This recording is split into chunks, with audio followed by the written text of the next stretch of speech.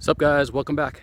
So, beautiful day in Southern California. Supposed to be in the high 70s, maybe 79, 80 degrees even. So today would be a perfect day to plant an avocado. That's what we're doing. Dug the hole. Let's go.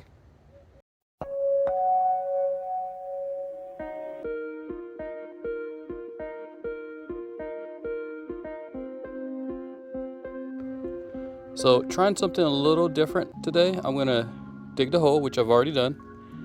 I put my stake in first this time versus putting the stake in after. So I've already got the stake in. It's pretty much straight for the most part. So now it's time to get our little avocado and get it planted. Okay, so here it is. This is what we're going to be planting. My Kona Sharwil. So we can get you guys a tag here. There it is, $29.98, no tax. So as you can see, the stem has the red specks. One bad thing that I just noticed right now, let's see if I can zoom in. Hopefully you can see that dark spot on the stem. That was where they had some tape that tied this branch to this stake right here. So I just ripped it off and I noticed that it was dark right there. So hopefully it doesn't mess anything up, but this for sure is a Kona Sharwil, so because it has the specks. And I know that these leaves were kind of red when they first came out. So, and it's got all sorts of new growth coming out here, which is great. So excited about this. Now, this is a Laverne Nursery pot with potting mix, which, as you guys know, has a lot of like wood chips and things like that. So what I'm gonna do is do my, the standard for me, at least from Laverne Nurseries, which is actually washing out the roots and not necessarily doing a full bare rooting, but just try to wash out as much as I can. So okay, so I pulled it out, washed out as much as I could without damaging too much of the root ball. So essentially just, you know, a big pot of water, or as much as I could. I just kind of try to be as gentle as possible, of course, because these roots are really fragile. They just snap real easy, so trying to be gentle. So here we are. This is where we're at, and I'm gonna do native soil just to kind of cover it up, and then I'll do mulch and my normal planting routine. So here it is. Okay, wrapped it up with native soil. Hopefully you can tell it looks like it's on a mound.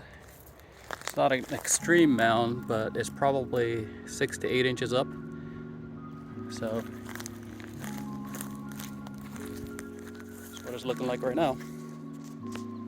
So now I just gotta add some compost, some mulch, and I gotta make sure I get my sprinkler system set up to it today, and then give it a good drink. So, and then we're off to the races. All right, so the water line is in right here.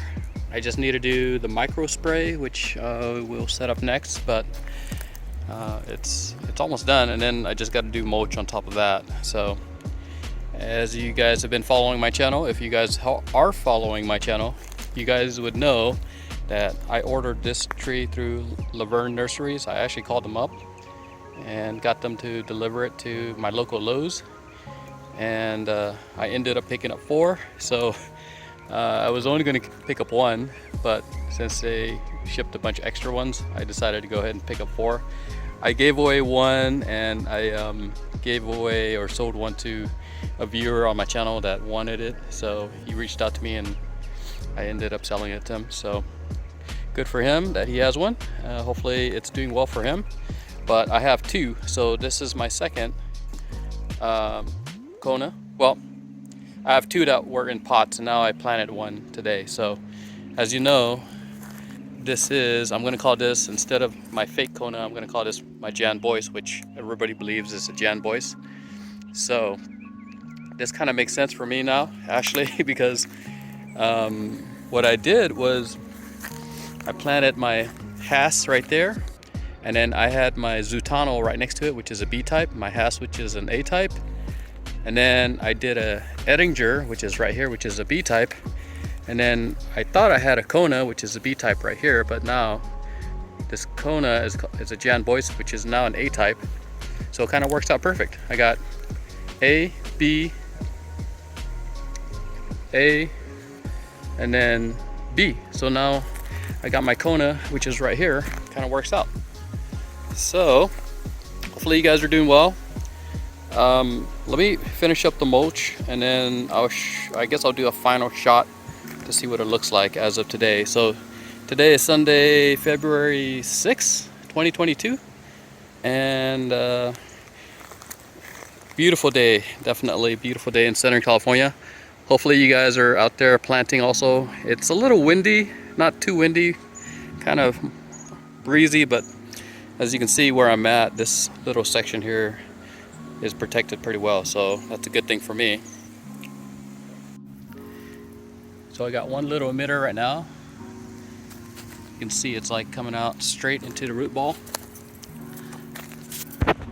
So my plan is to keep the root ball as moist as possible from now until it gets kind of settled in. I know I did the whole, essentially it wasn't a full bare rooting, but I did wash out a lot of the soil that's there. So this is probably the most important time to keep your soil moist so you can keep your root ball moist, and hopefully it'll make it come back here. All right, all done. Final product. Got the mulch, it's on the mound.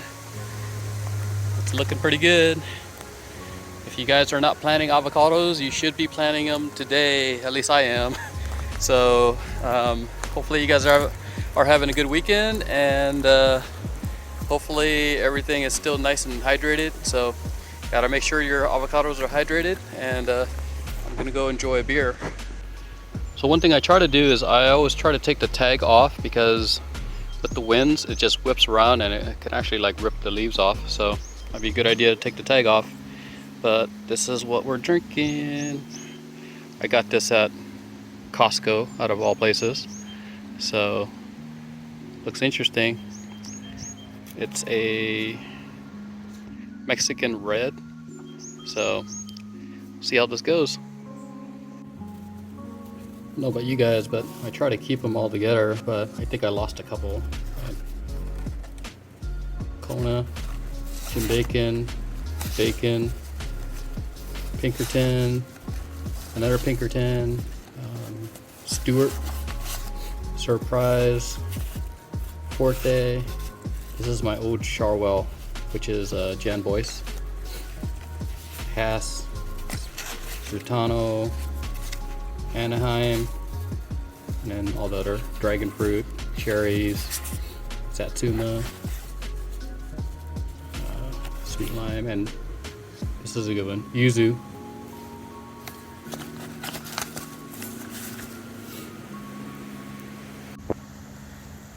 So something to note, if you guys are adding another irrigation emitter on your string, you should always go and double check all of your other sprinklers or micro sprays, or just to double check to make sure that they're all running, because what happens is that there's probably going to be a little bit of imbalance of pressure, which allows more water to flow in different directions. So typically, you know, if you have less trees on one string, it's not going to be that big of a deal, but for me, I got a lot of trees on one zone, so that really is something that's critical for me to go double check. And then what you have to do is make some adjustments as necessary to make sure each and every one of these little micro sprays are spraying correctly. And back to beautiful Kona.